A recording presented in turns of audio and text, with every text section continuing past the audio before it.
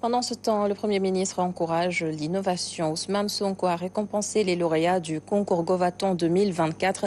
Ils ont tous les trois reçu des chèques de 5, 10 et 20 millions de francs CFA.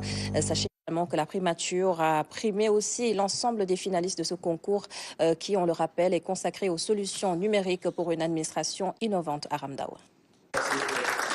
Les visages d'un Sénégal technologique et créatif.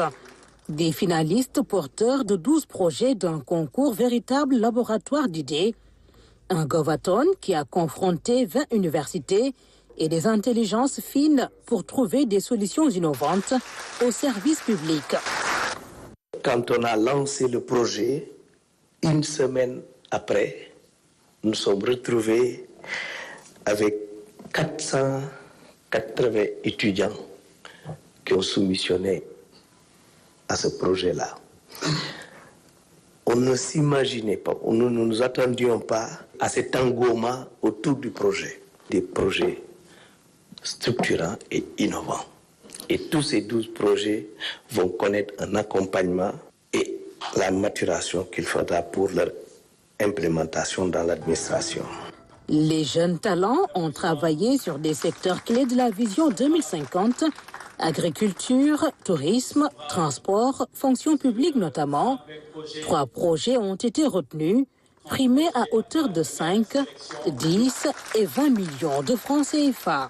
La distinction qui nous honore aujourd'hui n'est pas le point final d'une aventure, mais le premier pas vers un chapitre d'un engagement sacré. Nous sommes cette génération qui refuse de confier à d'autres nations la construction de son avenir numérique.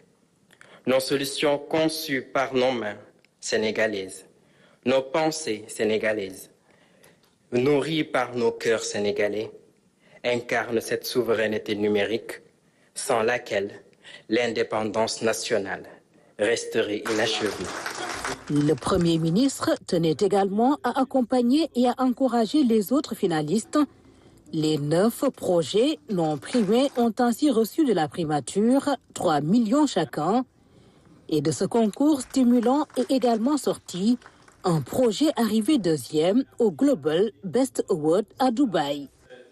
Une compétition mondiale à l'issue de laquelle nous sommes ressortis avec le 2e prix parmi plus de 3500 projets issus de plus de 75 pays.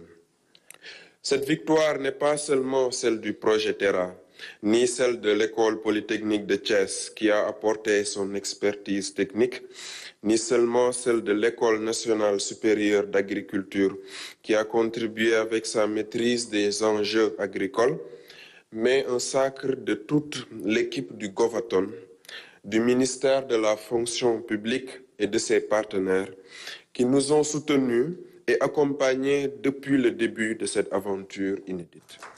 Encourager et faire confiance aux approches sorties d'ici, une question de souveraineté, de sécurité même pour le Premier ministre Ousmane Sonko. La dernière fois, je vous parlais d'une solution qui a été importée dans une de nos administrations, alors qu'on avait la possibilité de recourir à l'expertise locale. Et entre-temps, il y a eu des développements parce que l'entreprise étrangère qui avait vendu ces solutions à des montants exorbitants, avec des kyrielles d'avenants à chaque fois, vient d'être déclaré en faillite et en liquidation judiciaire, alors que nous ne disposons même pas des codes sources pour accéder à ces applications qui, aujourd'hui, sont le cœur de la mobilisation des recettes au Sénégal. Et vous vous rendrez compte qu'un pays sérieux ne peut pas sous-traiter ces aspects. Et nous comptons beaucoup sur l'engagement des Sénégalais, et particulièrement des jeunes Sénégalais que vous êtes dans ces secteurs pour travailler à aider le pays à atteindre sa souveraineté numérique, mais à faire également des bons qualitatifs. L'initiative, portée par le ministère de la fonction publique et du renouveau du service public, devrait s'élargir à plusieurs ministères. Une jonction voulue par le Premier ministre dans le cadre du New Deal technologique.